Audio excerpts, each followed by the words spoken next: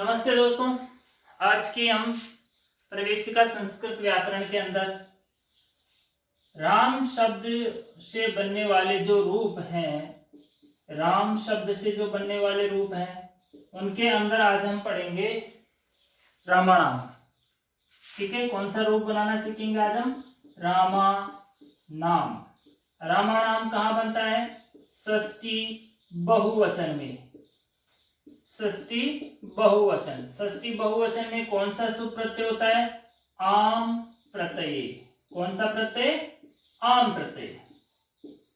तो राम प्लस आम, राम और आम से रामानाम कैसे बनती है, इसके बारे में हम आज की क्लास में सीखेंगे कि ये राम प्लस आम से रामानाम कैसे बनती है। इसके इस सिद्धि में काम में आने वाले जो महत्वपूर्ण सूत्र हैं उनके बारे में हम पहले पढ़ लेते हैं ताकि सिद्धि हमें अच्छे से समझ में आए। सबसे पहला सूत्र है इसके अंदर हरिश्व नद्यापो नुट। हरिश्व नद्यापो नुट। ठीक है, जब हम इस सूत्र के पदच्छेद करते हैं, टुकड़े करते हैं जब हम इस सूत्र के, तो इसमें से पद निकल के आते हैं। सबसे पहला तो हरिश्व पद। ठीक है, हरिश्व क्या होता है इसके बारे में मैंने पहले अपनी क्लास ली है, उसके बारे में अच्छे से हमने बताया कि हरिश्व क्या होता है। ठीक है, हरिश्व के बाद में नद्या, नद्या को कह सकते हैं या नद्य कह सकते हैं या नदी कह सकते हैं।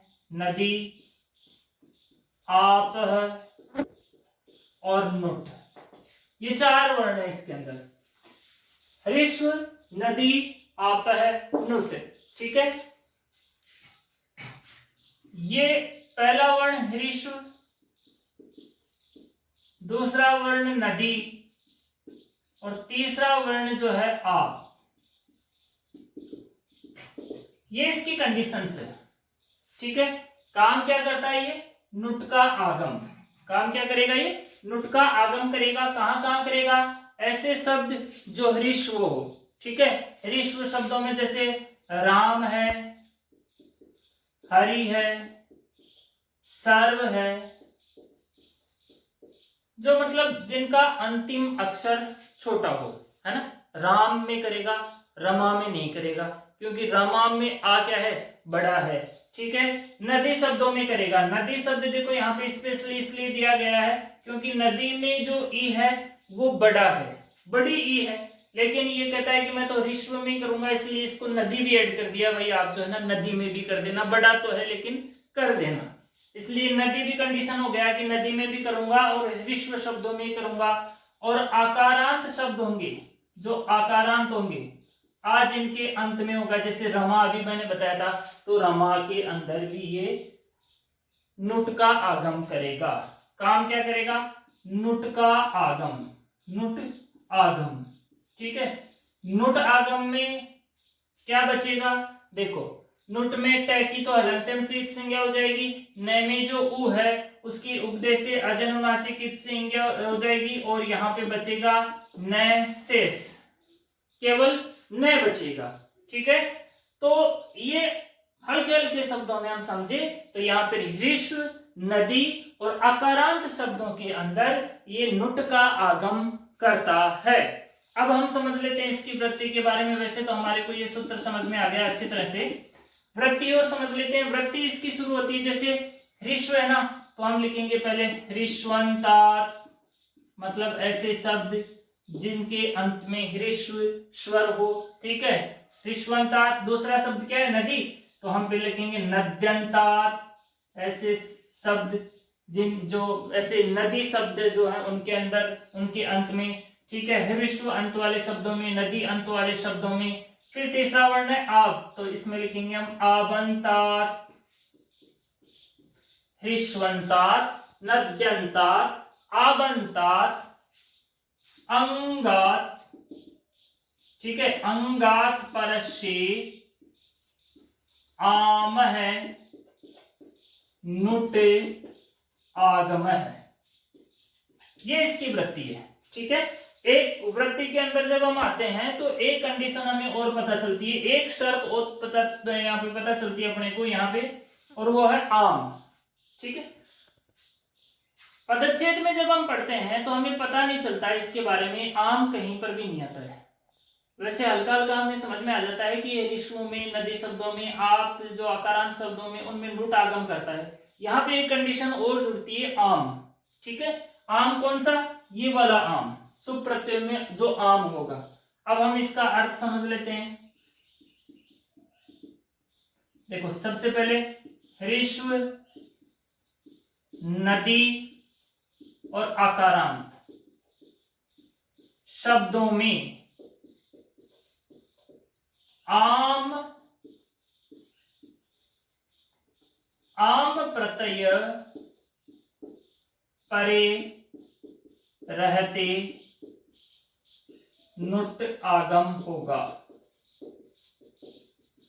ठीक है, आम प्रत्यय परे रहते यहां पर नुट का आगम होगा।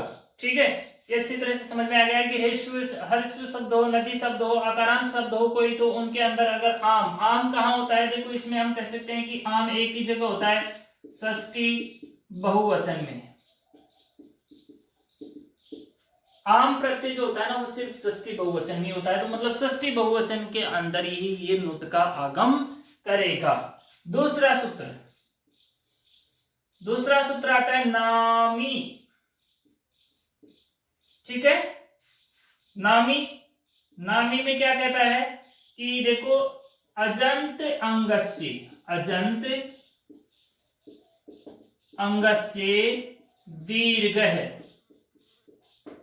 ये इसकी वृत्ति है। अजंत अंग को दीर्घ होगा, अजंत अंग को क्या होगा? दीर्घ। अर्थ लिखते हैं इसका, नाम परे रहते। देखो, यहां पे आम परे रहते, यहां पे नाम परे रहते। जहां पर नाम हो जाएगा, जहां पर नुट का आगम हो जाएगा, वहीं पे करेगा ये। आम परे रहते ये नहीं करेगा, नाम परे रहते करेगा। ठीक है, नाम परे रहते अंग संज्ञक ए को दीर्घ क्या करता है? आ होता है। अजंत का मतलब हो गया यहाँ पे अच। ठीक है, जो अच होगा, यहाँ पे हम सीधा सा ऐसे भी लिख सकते हैं कि अजंत अंग संज्ञक अच को क्या होता है? दीर्घ होता है। ठीक है, जो अच होगा उसको यहाँ पर दीर्घ हो जाएगा। एक तरह से अपन यहाँ पे थोड़ा सा समझ लेते हैं इसको कि कैसे होगा। जैसे राम शब्द रहेगा, राम में षष्ठी बहुवचन में कौन सा प्रत्यय हो जाएगा? यहाँ पे आम प्रत्यय। ये कंडीशन हो गई, राम प्लस आम। ये राम शब्द जो है ह्रस्व शब्द है, क्योंकि इसके अंत में अ है, तो यहाँ पे सूत्र आ जाएगा ह्रस्व नद्यापो नुट। आम प्रत्यय परे है, क्या कहता है? आम प्रत्यय परे रहते, आम प्रत्यय है इधर, ह्रस्व है, तो यहाँ पे ये ह्रस्व नद्यापो नुट से इसका नुट का आगम हो जाएगा। नुट का आगम होगा इन दोनों के बीच में, राम प्लस न प्लस आ प्लस म, ऐसे राम न आम। ठीक है, न हलंत है तो आ इसके अंदर मिल जाएगा, तो यहाँ पे कंडीशन बन जाएगी राम नाम। क्या बन जाएगी? राम नाम। अब देखो, नामी सूत्र आ जाएगा यहाँ पे, नाम। ठीक है, अगर नाम परे रहता है तो जो अंग संज्ञक का जो स्वर होगा, कोई सा भी स्वर, वो अगर ह्रस्व है तो उसको मैं दीर्घ कर दूंगा। ए है तो आ कर दूंगा, ई है तो ई, बड़ी ई कर दूंगा, छोटा ऊ है तो बड़ा ऊ कर दूंगा, री है तो री कर दूंगा, बाकी सब तो वैसे ही दीर्घ है। ठीक है, इस तरह से बन जाएगी रामा नाम। यहाँ पे रामा नाम है, यहाँ पे अभी रामा नाम है। वैसे तो आप न को न, ठीक है, अभी यहाँ पे न को क्या होगा? न कौन सा सूत्र करता है वो तो आप अच्छी तरह से समझते हो और सीख लेंगे हम अभी सिद्धि जब बनाते हैं। अब बनाते हैं राम मां नाम सिद्धि। ठीक है, रामा नाम सिद्धि बनाते हैं। क्या होगा? राम शब्दार्थ, राम शब्द हो जाएगा अर्थवत धातु र प्रत्यय प्रातिपदिकम, सूत्र आएगा, उससे क्या हो जाएगी? प्रातिपदिक संज्ञा। यहां पे लिख देंगे हम प्रातिपदिक संज्ञा, जहां जहां प्रातिपदिक संज्ञा हो जाएगी वहां पे प्रत्यय परस्य नया प्रातिपदिकात सूत्र की सहायता से स्वौ जस मौत षष्ठाभ्याम विष्णुभ्याम देश नसीभ्याम नसी सामान्यो सुप, इस सूत्र से क्या हो जाएगा स्वौ जस मौत इत्यादिना सूत्रेण, इस सूत्र से इत्यादिना सूत्रेण, इस सूत्र से क्या हो जाएगा देखो षष्ठी बहुवचन, षष्ठी बहुवचनी, षष्ठी के बहुवचन में कौन सा प्रत्यय हो जाएगा आम प्रत्यय, ठीक है नस उस आम प्रत्यय हो जाएगा। तो यहां पे कंडीशन क्या बन जाएगी राम प्लस आम इत्यत्र आम का जो मैं है वो हलंत है, आम का जो मैं है वो क्या है हलंत है।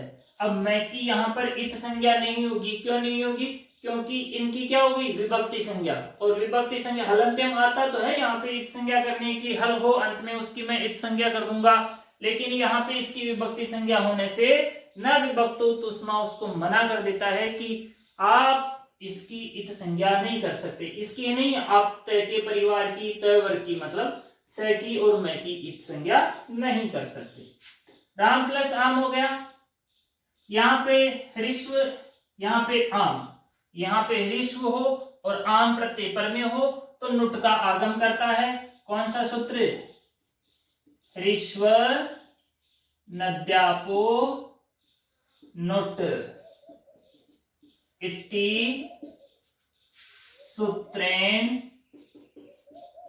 नुट आगम कृते, नुट का आगम हो जाएगा, नुट का आगम होगा अनुबंध लोप लिखेंगे हम, अनुबंध लोप, अनुबंध लोप का मतलब ये हुआ कि टैकी और न में जो उ है उसकी क्या हो जाएगी इत संज्ञा हो जाएगी, तो यहाँ पे उसकी इत संज्ञा होगी राम प्लस न प्लस आम इत्यत्र, ये कंडीशन हो जाएगा, ठीक है राम न आम, इसको नाम मानेंगे तो यहाँ पे सूत्र आ जाएगा कौन सा नामी, नामी इति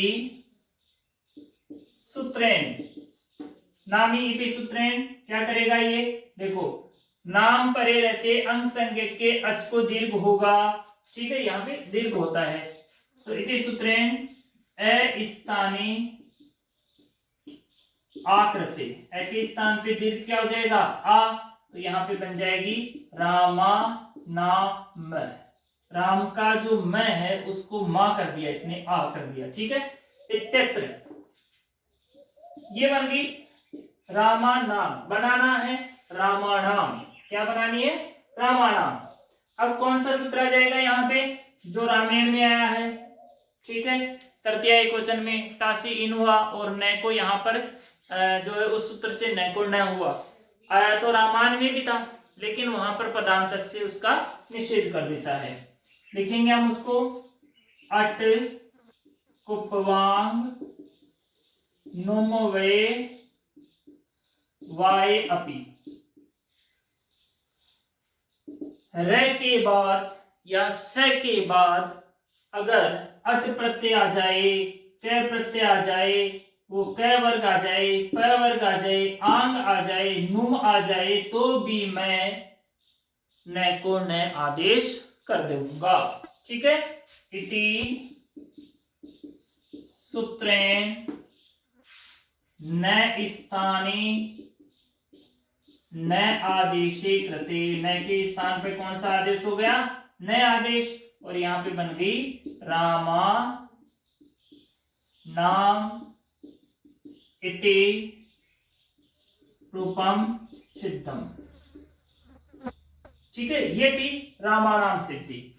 अब यहाँ पे प्रश्न क्या बनते हैं, प्रश्न अपने जो है बोर्ड की परीक्षा में प्रश्न ऐसे बन सकता है कि नुट आगम करने वाला सूत्र, नुट आगम करने वाला सूत्र कौन सा है लिखिए, ऑप्शन में आ सकता है या छोटे एक नंबर के प्रश्न होते हैं उनमें आ सकता है कि नुट आगम करने वाला सूत्र क्या हो कौन सा है ऋष्व नद्यापो नुट, और अगर हम डिटेल में जाएं तो प्रश्न ऐसे आ सकता है कि ऋष्व नद्यापो नुट निम्न में से कहां नुट का आगम नहीं करेगा, ऋषु अंत में, नदी अंत में, आप अंत में, और एक ऑप्शन कोई दूसरा दे सकता है। ठीक है, तो वहां पे ये नहीं करेगा। एक ये भी बन सकता है कि रामाणाम में ए को दीर्घ आ करने वाला सूत्र। ठीक है, ए को आ करने वाला सूत्र यहां पे अलग आया है। यहां पे सूत्र आया नामी। कौन सा सूत्र आया यहां पे? नामी। ठीक है, इससे पहले जैसे हम पढ़े थे रामाय, ठीक है, रामाभ्याम, इन जो सिद्धियों में जो ए को आ करने वाला सूत्र था वो अपना सूत्र था सुपीछे। ठीक है, और इसमें जो आया है वो आया है नामी। तो बोर्ड की परीक्षा में हमें इनके हिसाब से भी तैयारी करनी है, छोटे छोटे प्रश्नों को देखना है। बड़े प्रश्न जैसे सिद्धि है वो तो आएंगे ही 5 नंबर की, इसके अलावा जो छोटे छोटे प्रश्न है 1-1 नंबर के वो भी आ सकते हैं। Thank you.